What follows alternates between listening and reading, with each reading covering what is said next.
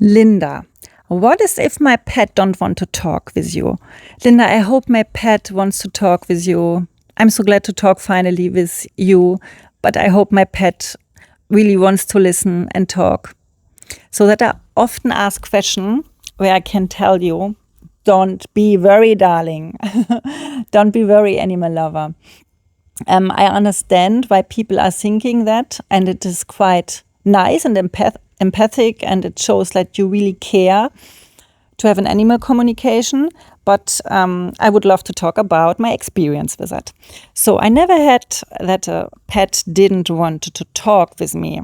But what I had or what I experienced, I will let you know in that video. So listen carefully and think about it. And yeah, maybe you feel some things where you think, okay, I can go with that. Or maybe some things you cannot go with that. But I'm here to explain about animal communication, telepathy, and yeah, about more knowledge about our furry friends on planet Earth. Yeah, my name is Linda and I'm happy that you're here. Please follow me. And yeah, comment and like if you would love to.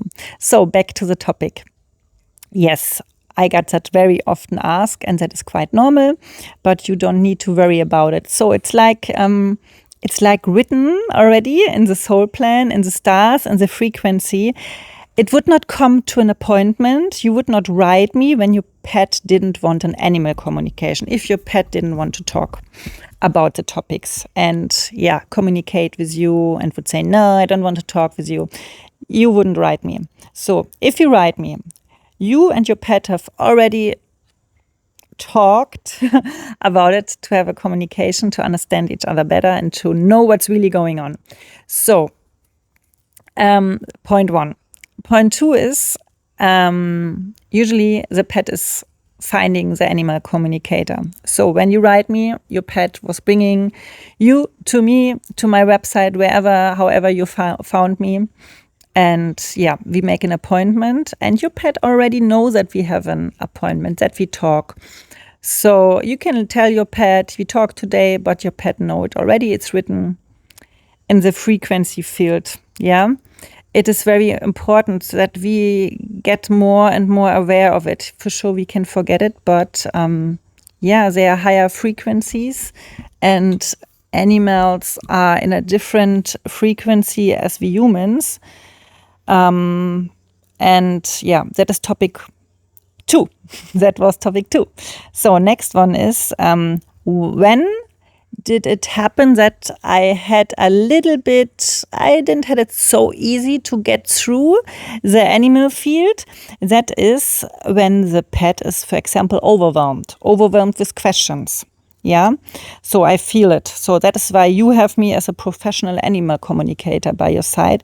For example, you start the talk on the right foot. When I feel like the talk is not in a energy field, what is right for the pet, or if too many questions get asked at once. But in the beginning, I explain each animal communication. I explain a little bit, 3-4 minutes, how the talk is going on, what we will do, how I work. So you just listen in the beginning.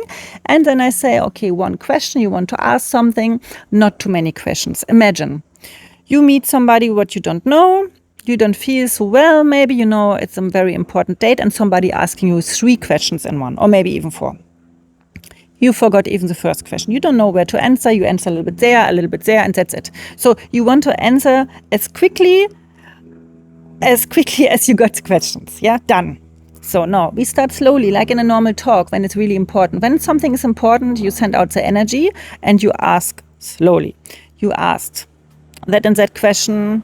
I have a question. I realize that, can you tell me more about that? I would like to know how you feel about that. So then we listen to the pet slowly. And when I feel it's so overwhelming for the pet, the question even, then I let the pet know you have time. Yeah, then that's my part. That's my job to catch that emotion from the pet. Not only what it says, the emotions as well. It feels a little bit like we go too quickly or it needs a break. Then I say to the human, oh, we need to wait a little bit, a second, give your pet a little bit time. It needs to think about the question. So when I talk with you, your pet had already time to think about it. And the pet felt listen because I said we need a little bit more time. The pet is like, whew, somebody understands me. We don't rush. We don't rush here. We make it slowly. I felt listen. I felt loved. Yeah, that is what it's all about. That is why I never had it that a pet didn't want to talk. Yeah, because I look how the pet is feeling, not only what is answering. So, and then we go slowly and slowly. Yeah, some things are maybe new to your pet when you have a traumatized pet. Yeah, maybe an adopted pet. So sometimes you just need to listen and I tell you something and we are very empathic in that talk. Yeah, with some other ones, we need to show maybe consequences. When you do that, then that will happen. Yeah, so explain even something in an animal talk. Yeah, so I go always with the energy from the pet when I feel it's a traumatized one. I need to be very careful, slowly, make more jokes as normal maybe, yeah. Tell the pet, it's okay to be sad. It's fine, you have that time. Then I say the same to your owner. Tell your pet, please, it have time, yeah. Then I look how it feels. I go back. It's always I speak with the pet, I listen to the owner. It's like a communication between us three, or when more pets are involved with more pets. But what I can't do is like, okay, I have another short question. In the last 3 minutes, what we have in our animal communication, I say no. Sometimes you need time for some questions because sometimes when you have a talk about one topic and we take time, maybe other things are resolving. You see, okay, now I understand even my other questions. Yeah, no, I don't even need to talk about it. Or some people say then, some of my clients say then, and now I understand why it makes like that. Yeah? And then I speak, is it like that? And the pet says, yes, because I'm doing that. I explained it already before. So it's like we're going in the talk. We have enough time. That is why I don't make protocols, why I have always human and pet together in a live call on the phone. Yeah. So it is sometimes like overwhelming, but I never experienced that a pet didn't want to talk because, I don't have the clients. I don't have the clients and the pets who sending that out. Yeah.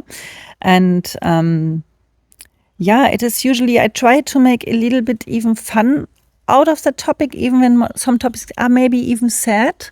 But when I go with sadness in the topic, sadness is just, that is not a nice result. I stay in my energy. I feel I'm very empathic, but I still in my neutral energy because that is professionalism, that I've been neutral to everything what you say and neutral what the pet is saying. That is how I can help you the most. Yeah. So I hope you liked that video. Give me a thumb up and I hope to see you soon for more information about animal communications. If you have a topic where you want me to share something about it, then let me know in the comments and I can see if I make a video out of it. Have a wonderful day. Mwah. Much love, Linda.